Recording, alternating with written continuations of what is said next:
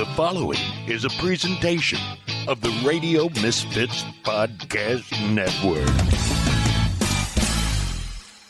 From the birthplace of modern winemaking, Sonoma, California, welcome to The Winemakers. Local experts Sam Couturi, Bart Hansen, and Brian Casey, along with host John Myers, invite you to listen in as they discuss all facets of winemaking. So sit back, pour yourself a glass, and let's hear what the guys have to say this week. It's cold opening, baby. Nice.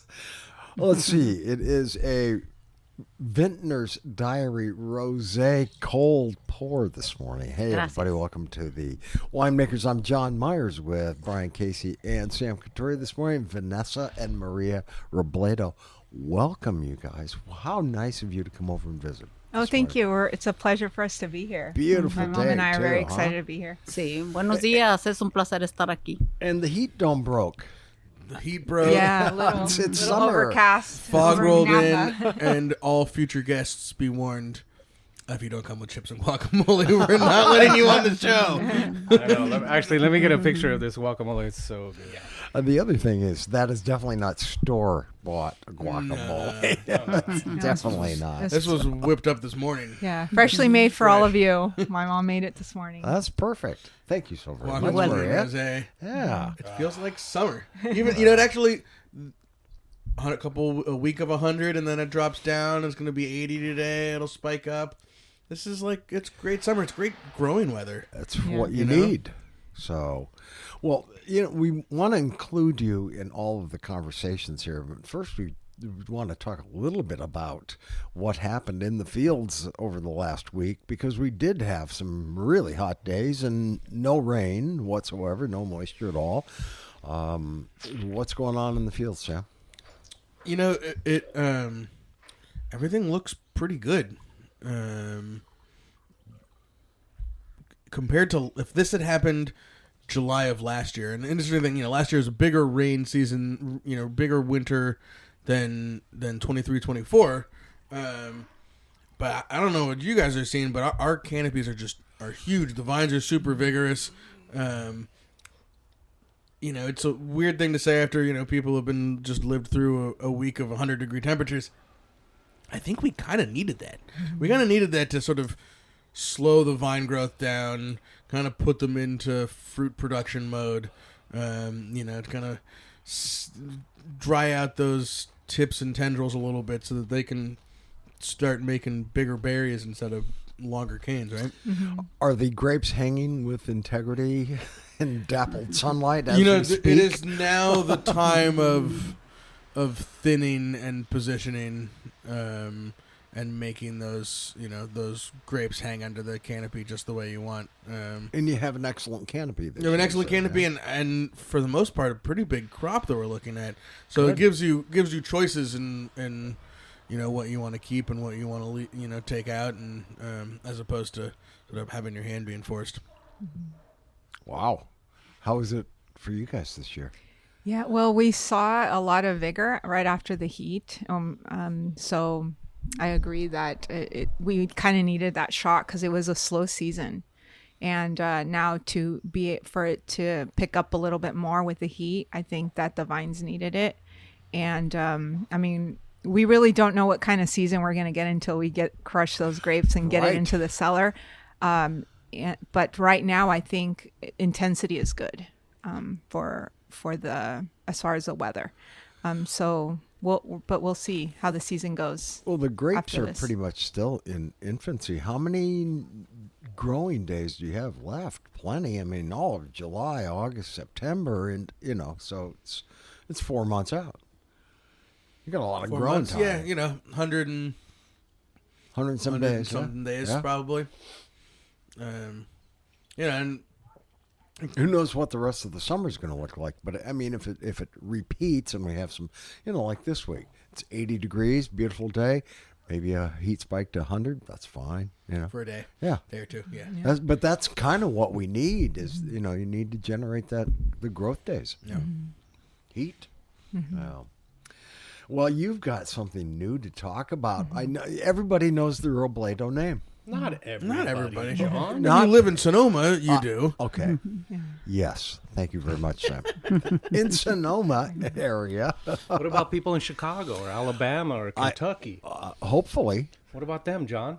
Maybe we can help. Do they know the history of the Robledo family? How about let's hearing some? I mean, All right. Why don't you sit your butt down? sorry, I Brian, see Rob and Rosa coming up right now. They're Rob Wildman, a friend of the pod, listener, is popping in there here looking at Potential condos. Future neighbor. There we go. Potential future neighbor Rob Wildman walking onto the deck. This is like Mr. Robinson's neighborhood here. How are you? Cincinnati Reds. Wow. It's been a while. She's in the car. She's talking. Okay. Hi. Hola. Vanessa. Nice to meet you. Great to meet you. Maria, mucho gusto. See, this is like the Hi. international corner at the Jack London pub where people just drop in from We all did over the world. Warn so- Marie and Vanessa that this was really casual, like sitting around with some friends. But that's exactly what it is. All we do is sit around with friends, drink I'm wine, eating talk some about it. Say, That's all I can say. So hold on. Let's we were just getting into the history of the Robledo family. Yeah. Which it goes back to, I think, the 40s, right? So maybe we'll let Vanessa tell the story, and then we can talk about where everything has gone since then. Okay. Well, our ancestors, my great-grandfather and my grandfather, came as braceros, so laborers, in the 1940s, and they started working in Hillsburg, California, where there was a labor camp at the time.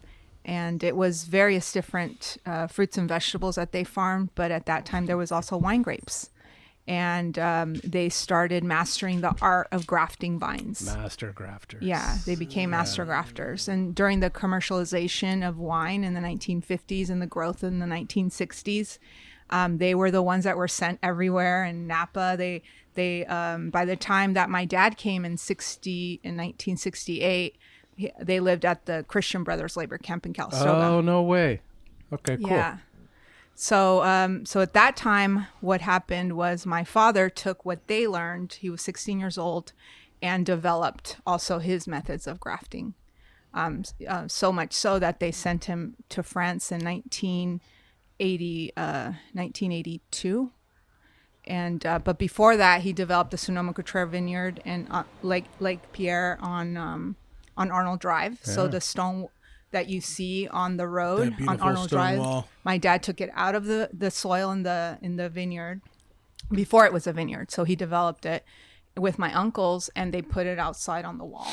See, they created the wall, and it still stands today. Yep. So that's where I was born. I was born in the Sonoma. There's 9 of us. Can we talk about the grafting real quick? Sure. So that was all field grafts, or were they doing nursery grafting also? They were doing mostly field graft at that time. Yeah. Yeah. No, it's not to be sort of just brushed by, because that's the basis of everything that we do. And a great crew of butters, grafters is invaluable. And for sure, those guys get sent all over the world if they do it right and fast, and with high degree of success. That's a huge, the foundation of all that we do. Right. And what happened is they also took my grandfather's little basket that he built. It's not a basket, but it's made out of wood. And it's where he would keep his knife. He would keep where he would kneel down on his knees. It was like a sponge kind of, but a very dense sponge. And they put it at the Smithsonian. And so really? they have it at the Smithsonian. how cool is that? Yeah. And they also have my dad's cowboy hat, and they have a chair from the winery there. Really? Yeah. That's really cool. That's like Archie Bunker's chair in the Smithsonian. I like that. I mean, it's just great. How Americana. Yeah. That's very cool. Your PR agency, Michael Coates, hasn't told me that yet. So. Right. What a great story. He sold them they're going to bring guacamole. And we're like, yes, of course. You could have just said Smithsonian. I'm like, oh, yeah, I guess that's cool, too. Wow. Yeah, and at some point you guys bought the property over here in Sonoma, right? But did you guys move to Napa after you bought the property or before? No, so my dad's career took him to Napa after he worked here at the Sonoma County vineyard. He then started, my mom and him saved up money and bought, believe it or not, land in Carneros that nobody at the time wanted. So that's where, that was in 1984. So they bought a property called Rancho Rincón de los Carneros. And they kept the historical name that was given to it in the 1800s. And that's out on Bonnes Road. No, that one's in Cuttings Wharf in Napa. Oh, it's in Napa. Yeah, Okay. that's the first property they bought. Okay. Yeah, and then after that, they started from the equity of the first property, because there wasn't any vineyard in the Napa property either. It was developed by my parents, and then we started farming. The 9 children started doing all the work. Right. So that's how we learned about the Well, you viticulture, while you farming. have 9 children, you put them to work. Right? That's what my dad said. He says, "I had 9 children for a reason. Oh, yeah, you have absolutely. to work." Same as the Couturiers. Yeah. Yeah. There's only 2 of us. Oh, well, I It's a understand. marginal success. Same concept, though. When I Yeah. buy Bonnes Road, you guys have a location back there, or is They that have just a couple. They have a couple properties that they own out there. farm? Okay. Yeah. So that was the second one that they purchased, was on Bonnes Road. Okay. It's called Rancho Maria, which is the headquarters of the Vineyard Management Company. Right. And then they bought another one next to it, and that's where the winery is located. It was an old barn. Now. It used to be an old barn that they restored. It was all aluminum barn, and what we did is we put in the refrigeration and made it into a winery. And so put stucco and, very minimal, it wasn't a lot of investment. We didn't have a lot of money, but we did what we could at that time. And it worked. I mean, we opened up the tasting room, which was, we had the mayor at the time that gave us the recognition of the first tasting room in the United States opened by a Mexican vineyard worker, which was my parents. That was in 2000 and... Deserves a Ding. That was in 2002. Okay. 2002, I believe. And so simultaneously, you guys had a vineyard management company going? Yes. And so The farming that for was, other people? That started in 1994, Okay. the vineyard management company. So Right. that was kind of how, from the farming, selling the family grapes, then we were able to make a little money there, then started the vineyard management company, then a little more. Then we started buying, my parents started buying more land here in Sonoma's, where it's actually Lake County now is where they own most. Oh, really? Yeah. Ah, But it used to be here in Sonoma. right. And there's also leases that my family has that where in Sonoma there's quite a bit of an acreage here that they lease. And so you were actually working out in the fields, and at some point maybe starting to help make the wines? I worked out in the fields, but my dad, because he didn't speak very good English, he had me learn a lot about the business. Right. So I can help. So he would hire lawyers, accountants, and train me to understand the wine business so I can do all the paperwork and all the business side of it. But even though I knew that, I still had to work alongside my brothers and my sister in the vineyards because I didn't have a way out. We still needed the labor, at the time. Right. And so, but because out of all my siblings, I wasn't shy. My dad kind of put me in the forefront as far as learning and understanding the business side of it. So I started you spoke learning English. and I was fluent in English and Yeah. Spanish. Yeah. So I was a family translator as a little girl. Yeah. And my dad said, okay, you're going to learn the business. And I would go to meetings with my dad and I would translate for him. Starting at what age? I was 11 when I started. Wow. Yeah. Cool. Family Yeah. business, all right. Yeah. I mean, you learn it, you do it. Yeah. It's in your blood. Yeah. So, Very cool. yeah. And I loved it, because it was the time that I got to spend with my dad because he was always so busy, always working. So it was nice to be able to spend time with my dad and learn something that I loved, because even though our family's very traditional, we were supposed to grow up as the 2 women and get married very young. I wanted to learn the business. I wanted to be able to be more on the, sales or marketing or something where I can carry a briefcase. You have energy and you like people. Yeah, You wanna get out. I loved. I didn't want to just be the traditional woman in our because our family's very traditional. I wanted something different for myself. And Well, you know what's so cool about it? You know, coming from an advertising marketing background, and I know Michael does too. Plenty of people are looking for a hook, looking for a concept, looking for a just a way to position their company. You guys didn't have to do that. The Couture's don't have to do that. You don't have to make anything up because you don't have to create it. It's real. It's did the labor, learned things better than anybody else, became well known for it. It pays off. You buy land. Look at it now.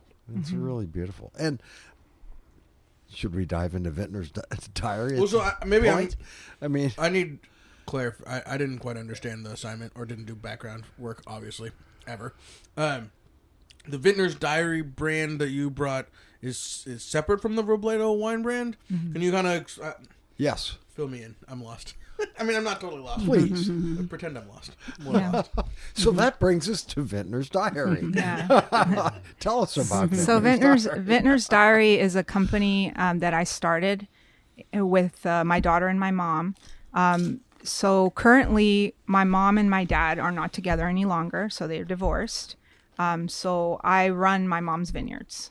So that's one of the things that my mom and I work together on. Wait, when you say your mom's vineyards, so in the divorce, did she get some of the vineyards? Everything was, Right. like in any divorce, everything's separated. And I mean, I don't want to get too personal, but how does that discussion go about who gets which vineyard?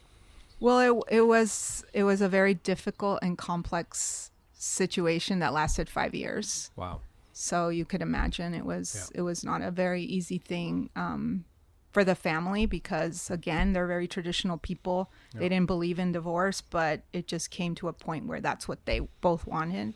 Yep. But when it came to who got what in the tradition of the family, it's all to be inherited by the boys. Right. So it wasn't a very, it was a very difficult situation. Yeah. But my mom survived it. she survived it, and now she has her vineyards, and then my dad has his, and along with my brothers, they kept all the businesses. We basically have to start from scratch. So that's one of the things that we're doing with Vintner's Diary, is creating something. I've always been very passionate about the rosé, but I want to create a wine that's versatile.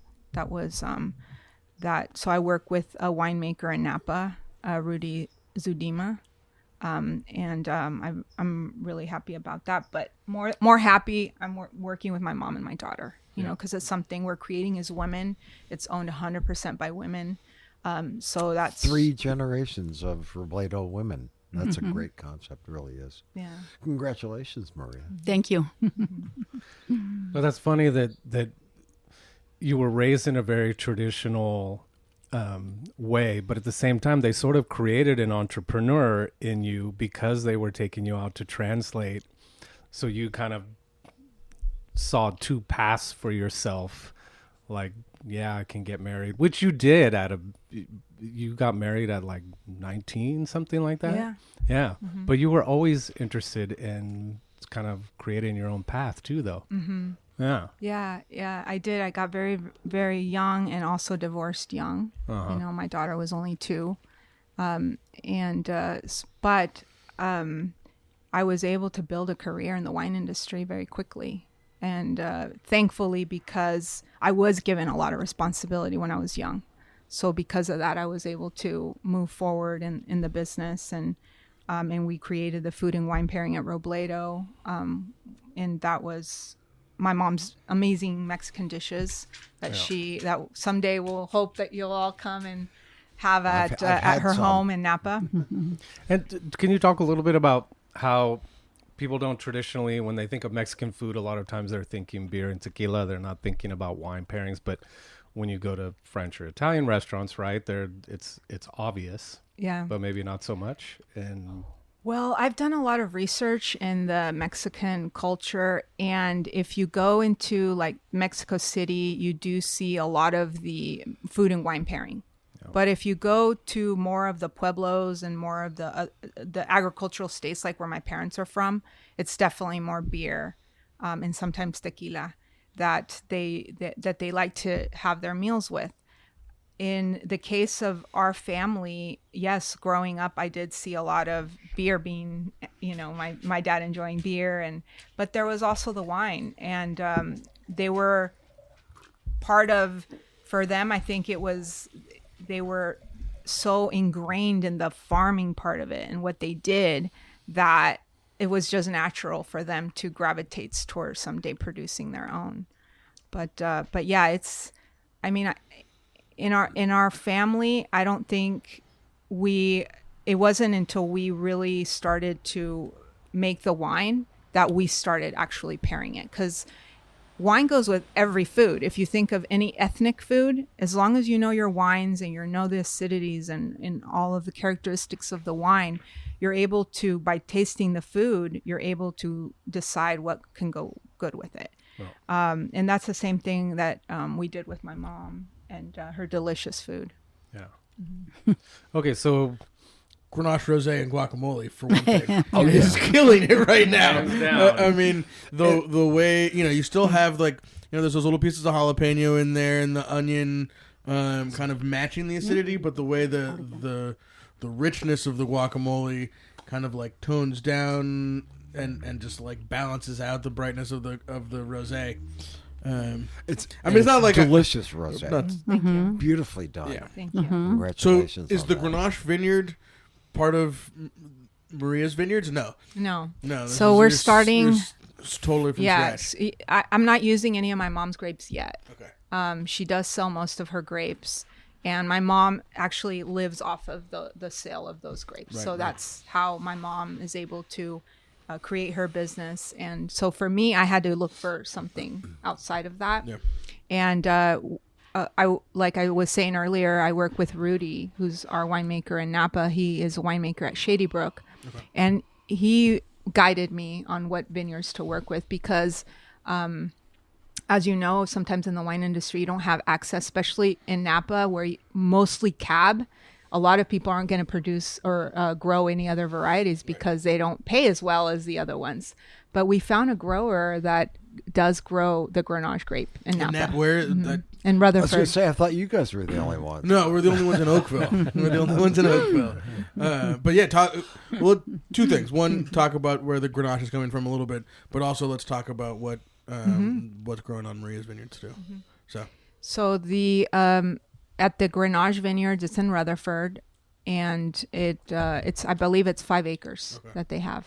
So it's not a lot, but we're able to just get a little bit. Somewhere. Yeah, exactly. So we're able to get a little bit of that, and last year we produced 150 cases. This year it's 200 cases. So I'm getting a little more allocation this year. Scrape a little more out there. Exactly. So we're excited about that. And the vineyards that my mom grows are Chardonnay and Pinot. Okay. So still mostly Carneros? She has Napa Carneros and Sonoma Coast. Okay. So both. Is that still the Cuttings Wharf? The Napa Carneros is the Cuttings Wharf. Okay. And then the Sonoma Coast is off of I see that sign, Cuttings Wharf, every time I drive back from Napa, but I've never been down that road. It's actually a boat launch and wharf. I kind of figured that. Bait, tackle, and beer. Yeah? Oh, good bait and tackle shop. Good bait and tackle shop. I'll probably find it's been a long time since I've been down there also, but anytime. The only times I've ever been on the Napa River, that's where you launch and catch a boat out of.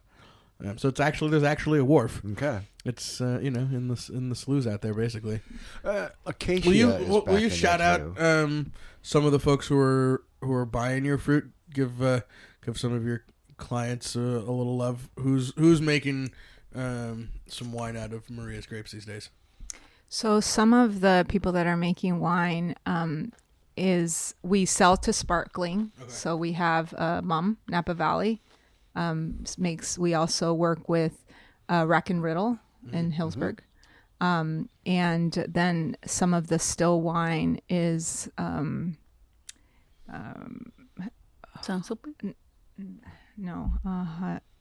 I forget their names. I'm sorry. I know the people that I work with, but I don't remember the brands. You can say the people. Well, they're a grower in Malibu. They have a wine tasting in Malibu. and they produce Pinot from Sonoma Coast. Cool. And then Shady Brook also, but Rudy buys it, but I'm not sure if it's for his clients or I know he made some for the Shady Brook brand. There's another one that I can't remember the name right now of the brand. They are all new, mostly all new brands that we work with. Yeah. They're very small producers. But the big ones are the ones that I mentioned. Yeah. Which you then, a big name. And you're probably going to be picking those grapes next month. Yes. Probably pretty soon. Right? For sparkling production. Yeah, depending on the weather, but it looks like end of August. We usually harvest end of August, early September. Last year, we didn't harvest until late September, early October. So for sparkling production? Yes. We were a month late. Last year, everything was... Yeah, we were a month late last year. Wow. Yeah. We were picking Grenache in November. Yeah. I love talking on the microphone. Sam goes crunch, crunch, crunch. Fucking guy was so good. I'm going to bring grapes in November and I'm going to have some more chips. Coatsy comes for chips, Jason. Everybody. We don't have a tasting room, as you can imagine. Having the difficulty of having a tasting room in Sonoma, Napa's even worse. Okay. We do have a property where we do fall into the ordinance where it has to be a minimum of 10 acres. So we can have a tasting room, but the new regulations that they've put the new wineries under, they have established a new micro winery that you can get a license for, but extremely expensive. As I said earlier, we're just starting out again. Yeah. So we don't have the funds. The smaller the micro winery, the more expensive it is. It's very expensive. Right. Cost per case produced or whatever. Want to help me with logic, Sam? I mean, honestly. The logic of Napa Valley vineyard and winery regulations? Nah, I got nothing for that. I mean, there's a reason the FBI is poking around right now. Yeah. Beyond the Matsons, or are they getting a 2-for-1 in this area? No, there's 2-for-1. The FBI's looking in the Matsons in Sonoma. They just come hang out. And a whole bunch of county supervisors, or at least one county supervisor and winery and landowners in Napa. Yeah, Sam had me shred a bunch of paperwork last week. I don't know why. I'm just big into recycling, Brian. Just really, get rid of this. It makes great mulch for my worm farm. You're just recycling. Your worm farm? Got a worm farm going now? On Grove? No, but we are using worm castings because it's hard to get. It's hard to get enough locally produced compost. So there's a worm casting farm out at the Leveroni Ranch that we're getting worm compost from. Someone told me that there was a worm farm for sale. And they do eat shredded paper. Someone last week came into the tasting room and said they were thinking about looking at this worm farm. That might be. And they said, do we know anyone that was interested? And I said, I don't know anything about worm farms. I don't. Got to know more about worm farms. It's your next assignment. Okay. Worm farms. Research worm farms this week. Presentation next week. So Vanessa, 22 was the first vintage? Yes. And currently just making rosé? Yes. Okay. Yeah. With the plan being? The plan, well, for me, what I want to do is, because I'm very passionate about the how versatile the wine is, how easy it is to pair. And also, for me, it was creating something that they're both kind of different. The first one has a lot higher alcohol, which I wanted to tone down on the second vintage, and also we didn't keep it in the skins as long, so the color's a little bit lighter. Yeah, the color is very different. On the two vintages, yeah. And then it does have a 6% Malbec, so. Grenache, I don't know what your experience has been, but mine has been, it doesn't have that high acidity, right. So you kind of have to add a little something else to bring it up. And we do 2 harvests, one of them for the high acidity early on, about 21% bricks, and then a second harvest where you can get that, fancy boldness of the Grenache. Get those right flavors. Exactly. So the richness of the grape. So that's kind of how we've done what we've done with these wines. But I wanted to have something to pair really good with my mom's dishes. And believe it or not, it stands up to the chile rellenos. The chile rellenos, the way that my mom makes them, is she uses three different types of cheese. She uses rice and steak, mixes it all up. And when she puts it in the pan with the egg, it just blends inside everything together, like all those flavors. And it's just really tasty. The peppers... I'm learning, Sam. I know. Yeah. I'm wondering when the cookbook's coming out. Yeah. So my mom's dishes are just very amazing. And that's something that, when she came to this country, she didn't have all of the ingredients that she had in Mexico. So she had to create her own, even though they're traditional recipes from her mom, she added a little of her. What part of Mexico are you from, Maria? ¿Qué parte de México? De Michoacán. Michoacán. Ujú. Zamora, un ladito de Zamora de Michoacán. Cool. Ujú. Allá nací yo. She was born over there, she says. Yes. Wait, so did you answer the question? Are you planning on making All right. other What's coming wines? I haven't, for me right now, rosé is the only thing I'm going to make. I haven't Yeah. made any decision other than for this that I'm doing. Only because there's a lot of unpredictability in what's going on in the industry itself. Really? So we haven't heard that. I don't know what you're talking about. So I'm really for my first priority is to make sure my mom's okay. Right. And after that, I think, I'm going to be able to open up to creating grow my business a little bit more, because it's not a hobby for me. It's a serious business, and it's something that I want my daughter to carry on. And she's really excited, even though she swore as a little girl she'd never get into the wine business. But now Heard that before. Yeah. Did you say that too, Sam? Oh, I was gonna go be in politics and do something worthwhile with my life. Yeah. Do you have regrets? No, not at all. No, Your dad's not here. my dad's not here. No, even if I wasn't working for my dad, even when I was a 24-year-old intern, at a PR agency, lobbying firm, going to dinners with CEOs and legislators, whatever I had told them, they were handing me the wine list. Like I was a wine guy, even wearing my Men's Warehouse designer suits. Going to the legislature, I was the wine guy. So I came back to what I was supposed to be doing all along, which maybe is where your daughter will end up, or is ending up too. Yeah, exactly. Is she enjoying Chicago? She does. She wants to come back. She fell in love with Noah, a wonderful young man, but he's Shout from out Noah. Chicago. Yeah, exactly. He's from Chicago, and she decided to move over there, but she wants to be here. She It'll happen. yeah, she flies Couple more back. winters. Yeah, we'll see. I Yeah, was exactly. there. I was there 50 years, and I finally made it out here a dozen years ago. So, Yeah. best move ever. Yeah. I mean, it's like 100% We've got to get Noah out here. And humidity. Oh, he You needs know, to come out and enjoy it. come out in February. See Noah. what life is really like. You'll be ready Never to move. shovel You'll be snow ready to again. come home. Never. Yeah. And the idea with making rosé, not only is it super versatile, rosé and sparkling wine are like the sommelier's best friends. Whenever you can't think of a pairing, rosé always fits right in that slot. Yeah. And rosé sort of acts as, I think a lot of wineries do this. They use it to kind of pay for their grapes from the previous year, right? It's not a big turnaround. You're not aging it in oak for an extended period of time. If you're smart.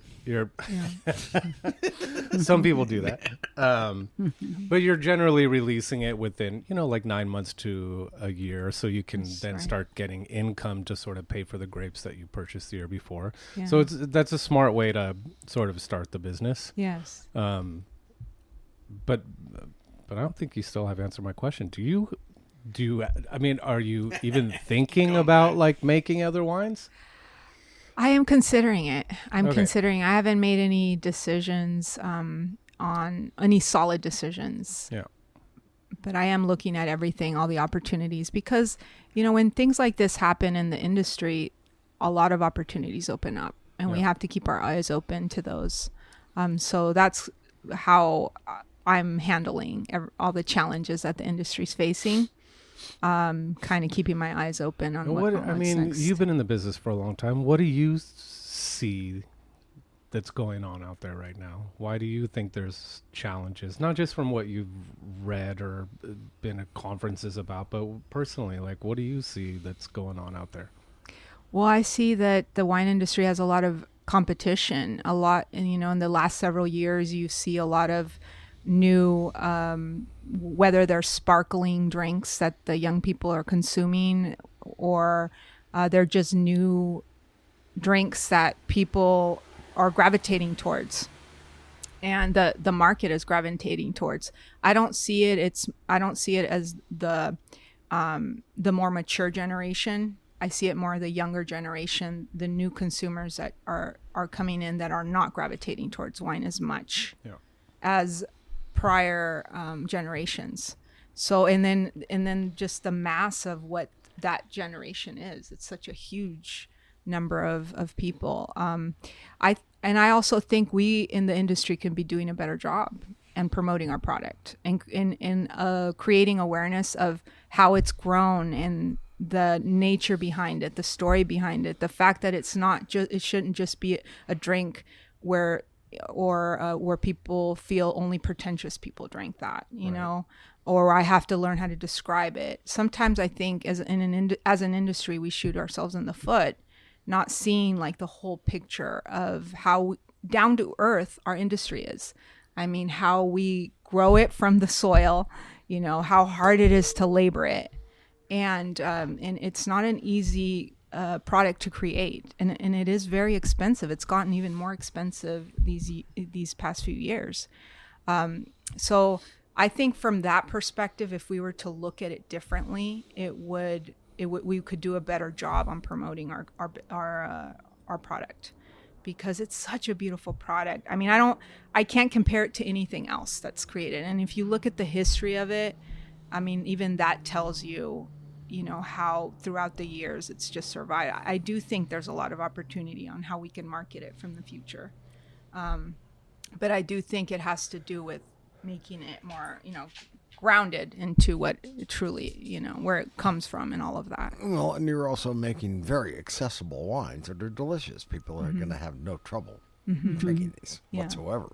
Well, I mean, I think that there's magic in Napa Valley Grenache Rosé, obviously something I'm a huge proponent of. But, you know, sit down with a bottle of really good rosé from Napa. You can still say you're drinking a Napa wine, but have it with some chips and guacamole and not, you know, made and grown by people who care, as opposed to a White Claw or a High Noon. You know, a 12-pack of those with your friends and a bag of chips. Or for me, a warm Bordeaux. I mean, no, this hits right. It's perfect. But you know, as far as, like, capturing back some of that, the hearts and minds, it's not even marketer. It's the hearts and minds that this is something that is totally a great way to spend a morning, as the case may be, to spend an afternoon and not have to know about Bordeaux, not have to care about Bordeaux. It's not even knowing. It's about caring. It's about bringing life into the market. These things are good for a reason. It's very stereotypical. You have great wine, people love it. It tastes beautiful, it's perfect. It's cool today. It's perfect wine for it. You know, so I agree. You know, everybody can do a better job of telling the story, and not only their own story, but the whole story about wine, why it is fun, why it is good, positive image. You know, I mean, it's all selling wine should be fun, and consuming it should be fun. Right. I'm going to go back to Brian's question one more time and reframe it. I'll get you an answer here, Brian. In a perfect world, Vanessa, with 1,000 club members and national distribution, what wines are you making? What do you want to make? What are the ambitions of Vintner's Diary when you're able to because you expand beyond rosé? You can't open a taste room just making rosé, right? Yeah. People can buy the rosé. You can't do a winemaker dinner unless you can't do a pairing. 5 vintages. I want, and I want to see some red wine with some amazing Mexican dishes. I mean, build out of it. So, if you're sitting down with those chili rellenos, which sound amazing, is there a red wine that you want to make that could go with that? I've always been a fan of the Syrah. Okay. I love Pinots. As far as the red, of course, I've produced a Cabernet. When I left the family winery, I started a partnership in Napa, and we were Cabernet producers. So I've had the experience of that, but I want something different other than a Cap. So I think the two varieties, as far as Pinot and Syrah, would be one of my favorites to make. Merlot, I'm still a big fan of Merlot. Merlot is coming back, poised for a comeback. Guess who's back? Our friend Back again. Sadie. I don't know if you met her when we were up at Hospice Daron. She's the Vintner on Instagram. Yeah. I just saw she opened. There's somebody out there who sent her a package called, and the account is Merlot is dope, and she had this hat that was like, big font Merlot is dope on it. I'm telling you, Merlot is coming back. Yeah. Screw you, Sideways. We're bringing Merlot back. Isn't it funny the impact that actually did Not have? funny at all. Okay. Isn't it interesting how much of an impact that one stupid line in there, no more effing Merlot. I think that was just a well-placed moment in time that Merlot had gotten overexposed. And, overplanted, planted in places it shouldn't have been. There was making a ton of it.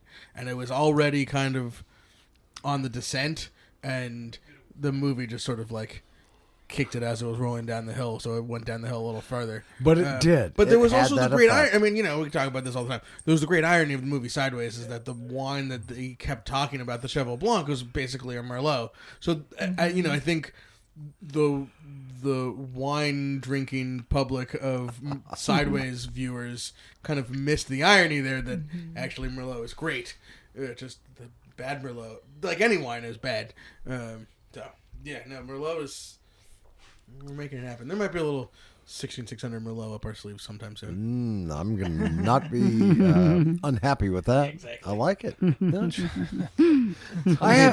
John will be spending more time here? I have rarely met a wine I did stacks not of posters like. everywhere. John's like, I had to print some more posters to get some more wine from you guys. I haven't done that in a while. You do need to put those on the website. We do. I think they are. Nope. No? All right. I've been checking. He knows. You keep telling me. Who's in that. charge? Yeah. Jasmine, get those on the website. Whoever's not here. Whoever's not here. James isn't here? I blame James. Okay. So how do you get these wines out into the public? What are you doing? Are you hitting restaurants, or is it basically just through website sales? Mm-hmm. I do have the wine in Scala in Napa. Mm-hmm. I also have the wine in Octopus in a restaurant in Sacramento. I have it at Willoughby's in Santa Rosa and Petaluma. And other than that, we have it from the website, so people order from us directly. Right, which is ideally kind of what you want. Want. That's what I would love, But sometimes people would prefer to have it at restaurants or things like that, so we have it available there. And how much do you sell the rosés for?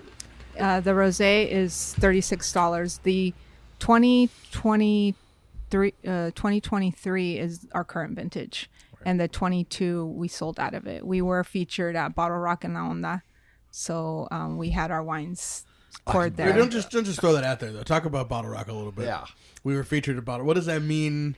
How much fun was that? What shows did you see? How does that happen? Yeah, it was pretty wild. Who do I call? It was pretty wild being part of a 3-day festival in Napa and growing up in Napa. Who was your favorite band that you saw? Of course, Mana. Okay. Mana was my favorite, but there were a lot of great shows. I didn't get to see all of them because we were at the main stage, so we only got to see what's at the main stage. And it is the main stage, right? However, so. But at La Onda, they had all of the main artists playing at the other stage, which was interesting. And they had all of the younger generation artists playing at the main stage, which it didn't get as packed as it did in the like the traditional artists. So that was interesting. I wish I would have been over there, but it was pretty wild. It was great. It was a great experience as far as meeting people and exposure and sales and creating an awareness of our brand. So we had you were selling it by the glass, by the bottle. So they buy the wine and then they sell it. Okay. Yeah, then they sell it. And you're just there promoting. You get a cabana kind of like this, and you fill it with whatever you like furniture or whatever. And then you just host people like a tasting room. That's so cool. Yeah. And how did the younger generation dig your wines? They sold out. We did pretty well. I mean, I saw more of a younger generation at La Onda. I saw them both. But as far as the wine consumer, it was more younger generation at La Onda. Will you just explain what La Onda is? Because that was the weekend after, and it was kind of a cool thing. It was like a first time ever sort of event, and Bottle Rock gets all the headlines, but this was almost cooler. Right. They had the first year of its kind, a Latin festival of Latin music. But when you were in there, it completely changed from Bottle Rock, and then you had a lot of cultural things going on. You had lowriders, you had Aztec dancers, you had lucha libre, you had all food, all restaurants that were Latin cuisine, and then you had Latin wine producers at La Onda. So it was mostly just Latino themed, and so that's kind of how sort of the Latino Bottle Rock, exactly, but with better food. I might be interested in going to La Onda. I know, right? Yeah, Bottle Rock I've stayed away from purposely, even when offered tickets. Yeah. La Onda. Nope. Yeah. Oh, that sounds like fun. Yeah, it was fun. It was amazing experiencing both one after the other. We were exhausted, I'm sure, as you can imagine, but it was a good experience for us. Yeah. Mm-hmm. So now, what are you doing besides this wine? And you personally? Well, I help manage my mom's vineyards. So Okay. in addition to this, I do all of the contracts and manage all of her business. And in addition to that, I also consult like for wineries that need help with compliance and things like that, like the business side of it. I help with that.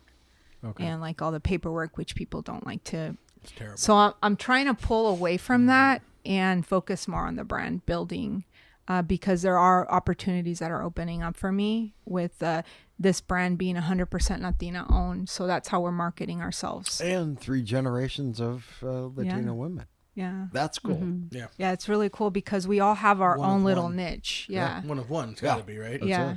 Yeah. And we have our own little niche. My mom's more of the, chef and the food, and I can't cook like my mom. You wouldn't want to taste my guacamole compared to my mom's. And then we have me, who's more in the just everything that has to do with the farming, the winemaking, the business of wine. And then my daughter Jocelyn, social media tech.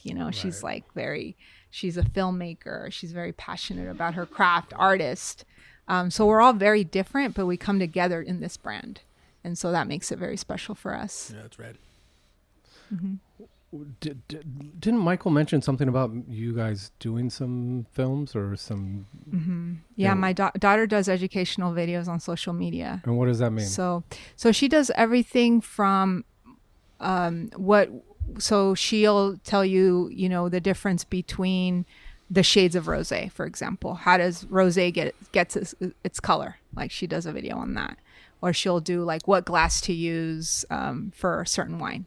How much to pour? How much is in a wine bottle? How many glasses of wine are in a wine bottle? How do we see these videos? It's at Vintner's Diary. At Vintner's Diary. Yeah, we're on So everything it's an from @ TikTok. sign. Yeah. Okay. And then Vintner's Diary. Do you have to put the apostrophe in there, or it's just Vintner's? I don't think you Okay. can. Yeah, you can't. Can you?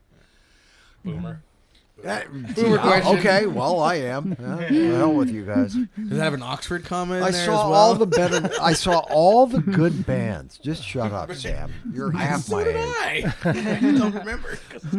I don't remember because I was too young. Some not of them I because- don't remember either. You know, a couple of Grateful Dead shows I slept through. I mean, so okay, Because you whatever. had too much fun before you got in. And there, that was the idea back then. You actually take the party Oysters. to the concert. So Were you able to find it? Oh yeah, He's I'm like lost. looking at oysters right now with rosé. But I think that's great. A younger person sort of talking about some of those things. Some of the things that we talk about in the tasting house, when people ask questions, when they feel comfortable asking questions. But if someone's actually out there, basically educating younger people on those things, Yeah. that's a really cool. Yeah, she's very passionate about it, and Yeah. she's not shy to get on a video and talk about wine. Right. So so that's what she wants to do, and I support her on that. Yeah.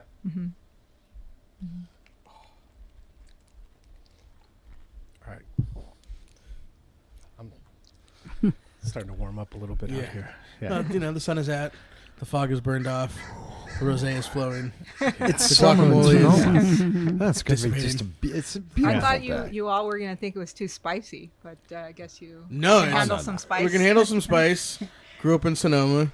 Grew up in Sonoma vineyards, being trained on spices by, guys from Mexico trying to trick me. I'm sure you've seen that happen. Have a bite of this, Sam. You'll be fine. Did you reach? But your- also just did really you ever like- reach your limit? Oh, the limit has been reached and passed many times, and I don't want to go there again. Nice to know where it is, though. I love that. It really is like it's a great pairing. It works so well. You need a little bit of that spice in there to kind of match what's going on with the rosé, but also and then kind of let the creaminess of the avocado kick in and kind of balance Sam, things all out. peppers are so healthy for you. I mean, they make your blood good. They make your everything. Really? Yeah, peppers are awesome for you. All red, green, whatever. Yeah. I think Tom Brady has a different approach. What's Tom Brady's approach? He does no There's no nightshades. nightshades. Yeah, well, supposedly they're inflammatory. Well, that's tomato Right. too, man. Tomato, How potato, do you live pepper. without tomato? Well, John, the thing that I appreciate most about this guacamole is that it doesn't have pieces of tomato in it. Whoever, Yeah. I What a don't know travesty. why people do that. I don't think it's a traditional thing to put. They own a tomato cherry into tomato guacamole. plant. Que le gusta mucho tu guacamole porque no le pusiste jitomate, que sí es tradicional ponerle jitomate. Sí, es tradicional, pero siempre sabe mejor sin jitomate. She says it tastes better without it. Por eso yo le pregunté a ella, ¿le pondré jitomate? Porque yo supuesto. yo planto un jardín de jitomates frescos. Y luego dijo, no, como tú quieras. Y dije, no, pues no le pongo. Porque yo sé que sabe mejor así sin jitomate. Yeah, me too. Ajá, And sí. So your tomatoes are ripe right now? You have ripe tomatoes? Que ya tienes we have jitomates en tu jardín. Sí, Lots ya, of them, ya, They're starting to roll in a little bit. Yeah. ya I'm sure tengo, after ya. this week, there's a lot of tomatoes that went from green yeah. on Monday to red on Friday, Ujú. Por cierto, tengo de varias clases de jitomates, como de 4 o 5, y para hacer la salsa le pongo de todas las clases y sale bien rica. Nomás que tenía ahí en la casa, pero no me acordé de traer poquita de esa, de jitomate, porque you brought some salsa, right? I'll go pull it. sí, nomás traje de tomatillo, pero está bien rica. No porque yo la hice, pero porque todo está fresco, sale muy rica. Do you want me to translate or did you understand? Sí. Okay. Ryan understood. Maybe you should translate for people in podcast land who don't speak. My mom says that she grows 4 different types of tomatoes and that she uses all of those tomatoes in the salsa. So in the salsa that she made you this morning. All Yeah, tomatoes be are careful. tomatillo in your salsa, or? Yeah. De tomatillo. ¿Qué hiciste en esta salsa? Es de tomatillo y de tres clases de chile rojo. three different kinds of peppers. Yeah, I can't wait for this That one. was so good. Oh yeah. I'll even have to turn my microphone down for this one. You're not going to get the crunchy chips on there? You're letting mine stay up, but No. you're turning down yours? No. Thanks, John. No está muy picosa, no está picosa porque My mom says it's no le mild. What puse do you todo el guys think? chile que le It has a little spice to it, but Que sí that's tiene un for... poquito. poquito, pero no it's balanced tanto. by like the because it's roasted, right? So it's kind of like the caramelization. There's like a sweetness to it. That totally balances out that heat. Wow. And then a little splash of Grenache Rosé. Yum. Bottle that.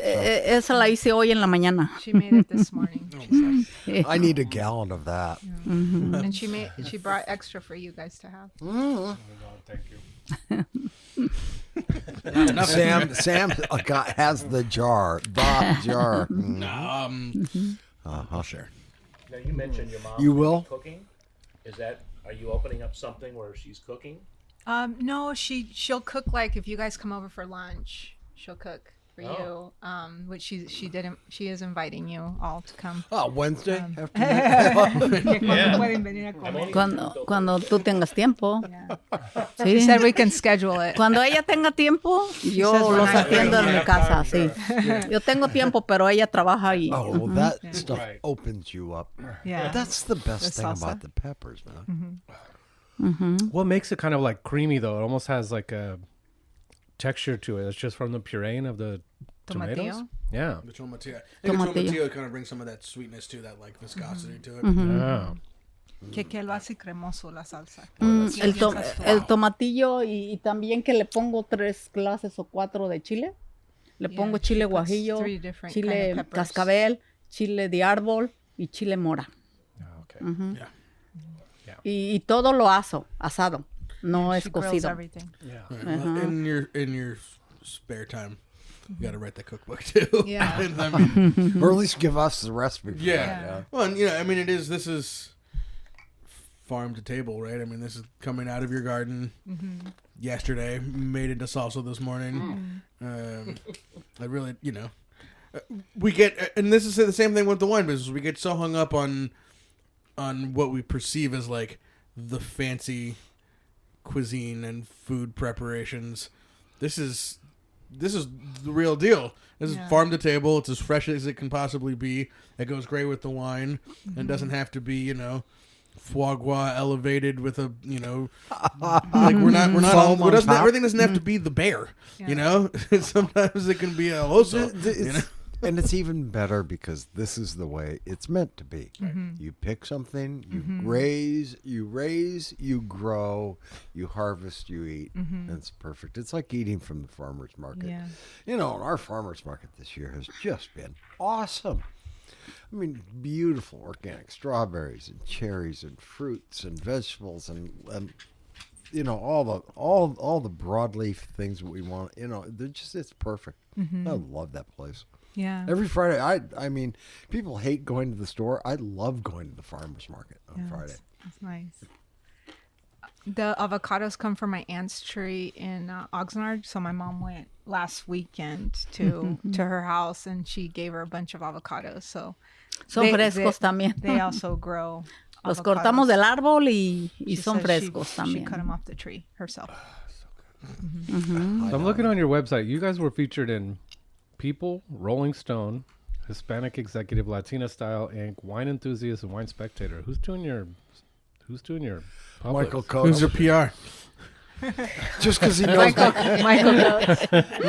Don't forget the president of Mexico. Michael. Yeah. President of Mexico.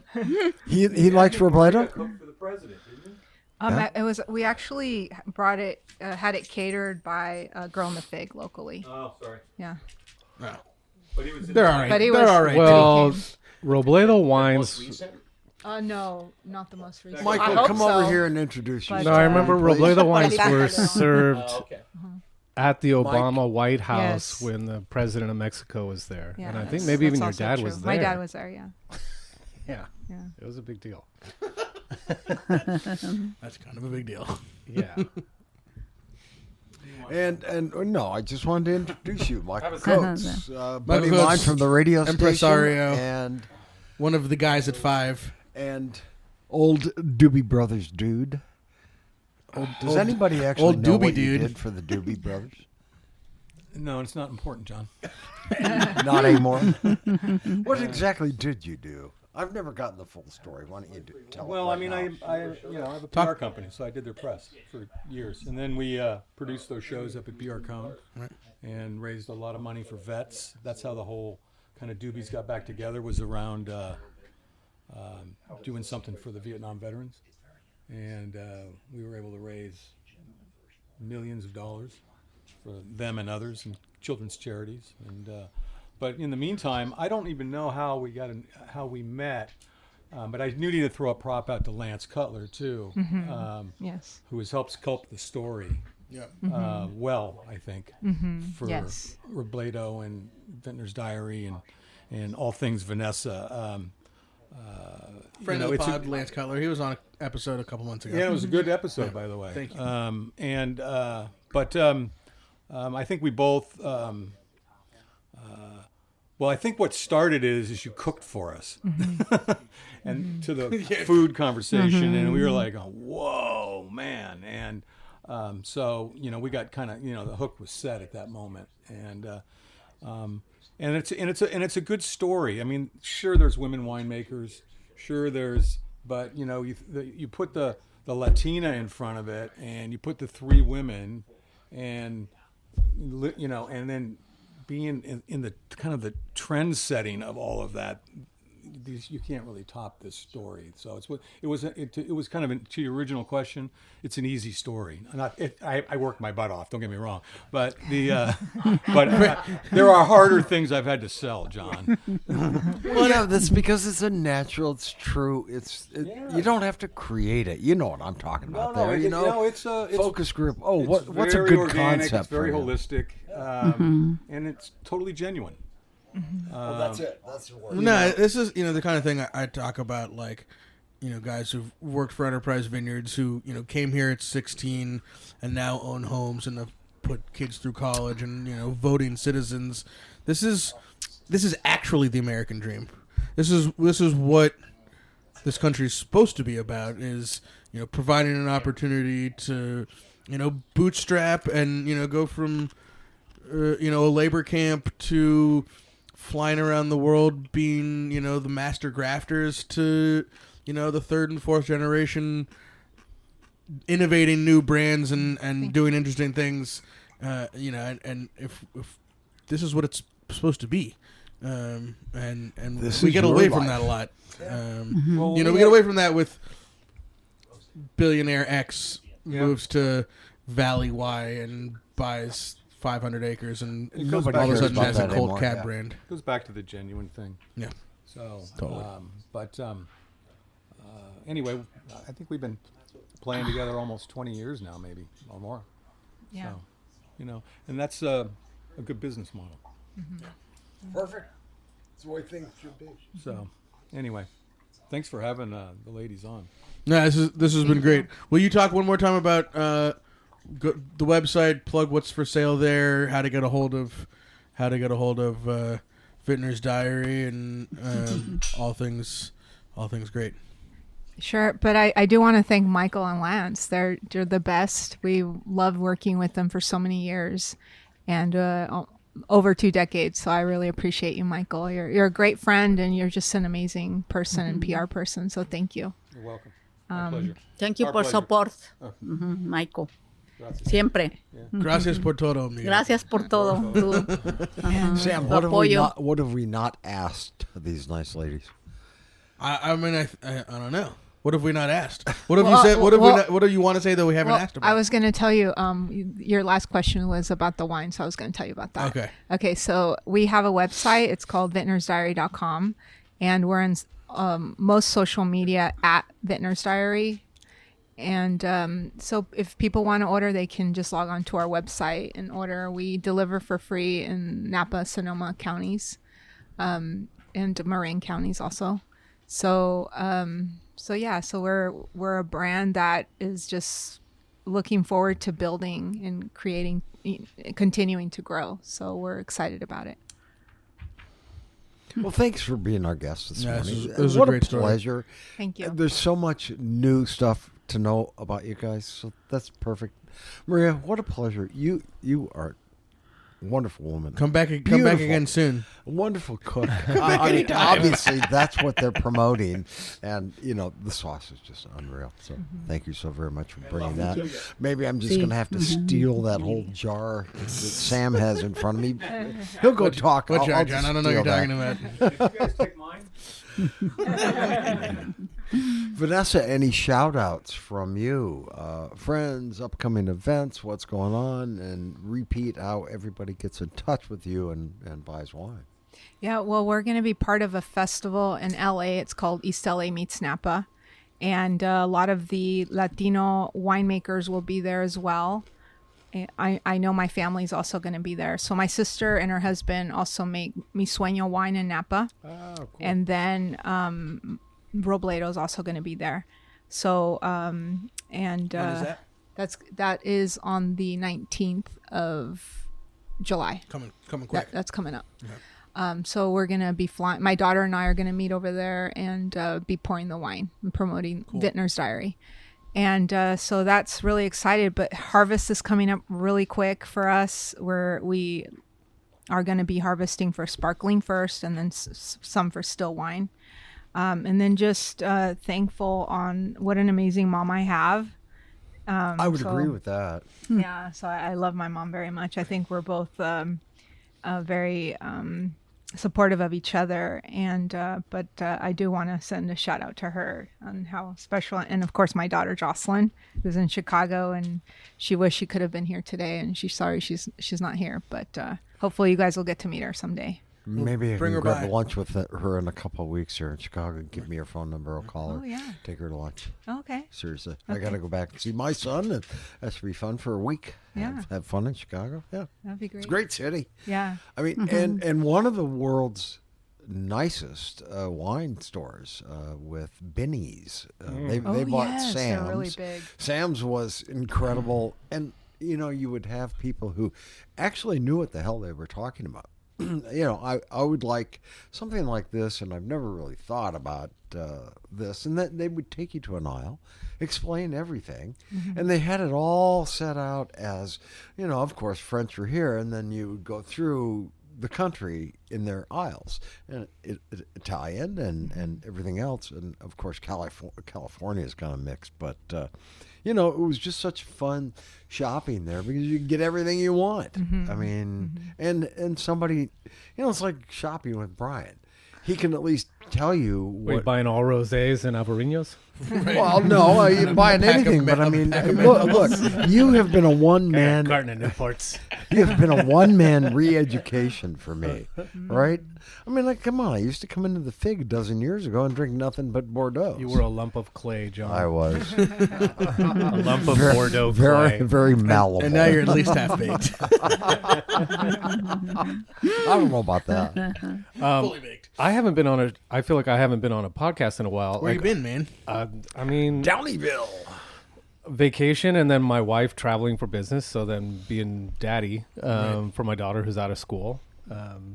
It's nice to have you back. Thank you. Nice to be back. But I don't know what you guys talked about on the last couple shows. I don't know. Neither do we. I mean, we had an incredible vinyl Sunday out at the Denmark Barn. I don't know if you guys ever talked about that. Maybe that we was did. I'm not sure. Very, it was fun. Very fun show. Another one coming up August 4th. Right here. Another one coming up. Right here with Where's West, the young kids who their moms dropped them off last year and then stayed here and watched them the entire time. We gave them wine as part of their payment and then carded them afterward? Yeah. They were mostly 21. Sort of. Which Stanley Mouse will be here as well. And Stanley Mouse. Oh, yeah, and that's August 4th? August 4th. I mean, it's coming up Excellent. quick. It's coming up quick. Stanley. Yeah, Nice to see Stanley tickets, again. If you're a member, obviously, as always with Vinyl Sundays at the Tasting House, members are free. $42 for everybody else. You can buy tickets on the website. Our newly headed wines and events page on the website. So you can go there and buy wine and events. Wait, what? What? A lot of things I happen go to while you're up Downeyville there and in you the have a new Sierras, page? soaking in the river. Food by Fiorella Boutron over there at Ali Kai. Man, that place I got is an good. interesting comment yesterday from someone who was in here tasting, and they said, "Oh, she's doing the cooking. So, like, are you guys gonna have like really fancy?" And I said, "This isn't Edge. No, this This is is- paella and gazpacho. Yeah. Okay, And we're starting. Last year we did it like in the afternoon, and it was hot, and so we're starting at about 4:00. Yeah. Hopefully the sun sets down a little bit, and it's a nice cool evening. You know, Sam, Yeah, tasting I nice. watched the traffic for both, what was Papa Murphy's Pizza. Right. You know, people making a pizza, industrial pizza, telling you to go home and cook it on plastic in the oven. Right. Okay. Alley Kai opens. I'm sitting at the radio station for hours, looking out, and I see nothing but a massive amount of traffic coming into Alley Kai because their food is so good. Food is so Oh, good yeah. and Amazing. and well priced Yeah. and fresh. You know, And like friendly. Sonoma needed a place where you could get some salad to take home. That was you felt like confident about.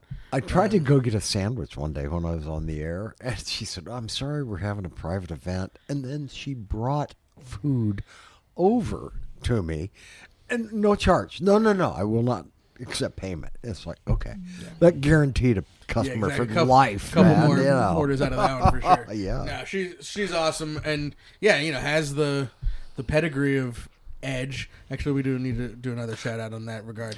On a sad news shout out, our dear friend John McReynolds Yes. passed away from Last cancer last night. And founding chef of Cafe La Haye and Edge, but really one of not. the most beautiful cookbooks. If Yeah, you ever that Stone the Edge Farm cookbook is amazing. cookbook. And his wife actually, is very sweet. and his Bridget, wife is amazing. Brigitte is What a a- what super a- talented artist. Oh, God, and she's just good. like Yeah. actually, who cares about his professional achievements? He's just like one of the great people, Great guy. of our valley. So that's a huge loss. It sounds like you know, he went with dignity and you know, the way he wanted to at this point. But Brian was talking about when he had them on. What was that show called? So The Bite Goes you know, On. Sandra Bernstein, Yeah. who still owns the Girl in the Fig, her and I used to do a podcast called The Bite Goes On, and John was on, and the podcast is still out there. I don't know if Ed still supports it on Radio Misfits. So same network or whatever you call it that we're on. It is under food and beverage. The Bite Goes yeah. On. If you want to hear some great stories, but my favorite one was when John actually quit on New Year's Eve. Mid shift, right? And come and on, told you're gonna have to go listen to it. And I don't get any money from this for you guys listening to the show. I mean, it's not like that. It's just, but if you want to hear John talk about his history and how he grew up and making food, and then his story about how he just decided one New Year's Eve that he had had enough, and told Saul, New Year's I'm out of Eve. here. You gotta be plenty pissed off to quit. Well, New it's Year's in the middle of it's stuff. every server's. And probably everyone that works in a restaurant, it's your dream that you can, you know, quit mid shift by telling your manager to go Take to this hell job and shove it. and throw the apron in the garbage. And I mean, it's everyone's fantasy when you're kind of had enough. And John was, you know, one of the partners, and he had to go to his partner. But it's just so great that he actually did it on New Year's Eve when you're just mid-shift, just right. walking deep in the weeds. Wow. yeah. I wanted to mention that we've had a lot of fun with Adrian and Tito, who own. Oh, yeah. If you guys have come to our parties and have seen that Airstream trailer that they've converted into a bar that we've been serving the wines out of, Tito did all the work on that thing himself. If you guys ever want that thing, their whole business is they rent out that trailer. And then also, by the way, if you need cocktail creation or bartenders for your party, they will provide that as well. But it's called Chakal Mixology, Chakal. And Top Cherry Events now. Top Cherry Events as well. And Tito and I used to work together at the Girl in the Fig, and Adrian and I worked together at the Fairmont. They're just super sweet people, and they do an amazing job. Tito did that entire trailer by hand. And that's going to be back here on the 4th as well. Bart couldn't be here, I think, because He's doing something with his mom, and then Rob Wildman's going to go meet him at 3:00 to do a tasting. But Bart wanted to. Robbie, you're going to get tanked today Tank at the tank in Glen Ellen. Dane Oh yeah, Cellars. perfect. Go to Glen Ellen Star for dinner today, Monday. Okay. Wow.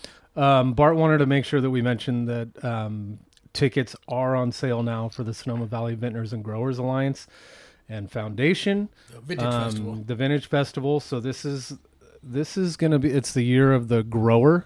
So they're celebrating that this year. You can get VIP weekend tickets, get tickets for the grand tasting. So that's September 26th through 29th, but I guess tickets are available now. You go SonomaValleyWine.com on that probably. Did Bart send the link over? Of course not. Come on, Bart. And if you would ask Bart, he wouldn't know, even though he's on the board. It is. SonomaValleyWine.com. Thank you, Sam. All right. Okay. Once again, Maria, what a pleasure to meet you. Un placer. Muchas Igualmente. gracias. You've been on Terrible with accent. my good friend Kathleen Hill, Yes. of course, many times. Yes. And so Es un placer estar aquí con ustedes. she's a sweetheart. Thank you, Vanessa. What a pleasure to meet you. Thank This is the first time for me. So congratulations on Vintner's Diary. It's really beautiful wines. Thank You're you. really having fun. I can tell that. And please let me know Jocelyn's phone number. I'll give her a shout. I'll be there. I have a couple afternoons where she might be able to take the train down from Edgewater and grab some lunch, or maybe I'll even meet her at Cups for a day game, huh? What do you think of that? No, nothing like watching the hometown team lose. Lose. Thank you, Sam. All right. Well, thanks for listening, everybody. We will talk to you next week. We are indeed the Winemakers. Subscribe, review, tell your friends. Thank you.